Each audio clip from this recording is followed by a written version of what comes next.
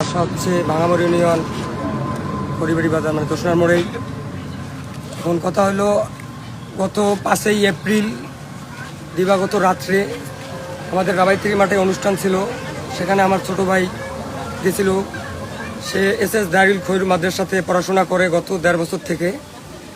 সে অনুষ্ঠানে ওখান থেকে এই প্রতিষ্ঠানের শিক্ষক মোহাম্মদ হামিদুল ইসলাম সে কিছু মানে তাদের স্টুডেন্ট 4 জনকে পাঠিয়ে আমার ছোট ভাইকে ওখান থেকে মারধর করতে করতে তার প্রতিষ্ঠানে নিয়ে আসে। নিয়ে আসার পরে সেই রাত্রেই প্রতিষ্ঠানের শিক্ষক মোহাম্মদ হামিদুল ইসলাম উনি আমার ছোট ভাইয়ের সাথে বলাৎকার করে। সে আমার ছোট ভাই অসুস্থ হওয়ার পর তাকে এসে এখান থেকে নিয়ে যাওয়া হয় বাসায় যাওয়ার পর তাকে ডাক্তারের মাধ্যমে চিকিৎসা করানো হয়।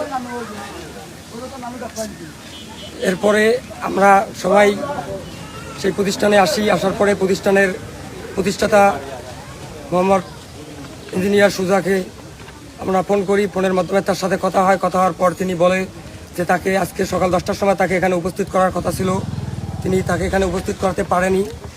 তারপরে আমরা সবাই এলাকাবাসী আমাদের সবাই মিলে আমরা মানববন্ধনে অংশগ্রহণ করি।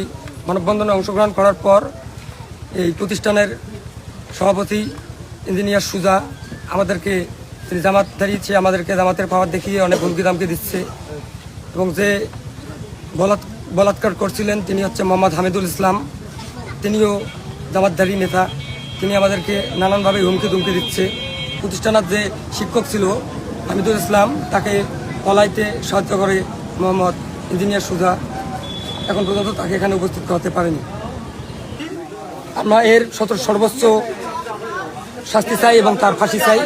যতদিন না পর্যন্ত তাকে আপনার গ্রেপ্তার হচ্ছে এবং তার সঠিক বিচার হচ্ছে ততদিন পর্যন্ত আমাদের এই মানববন্ধন সকাল থেকেই যাবে।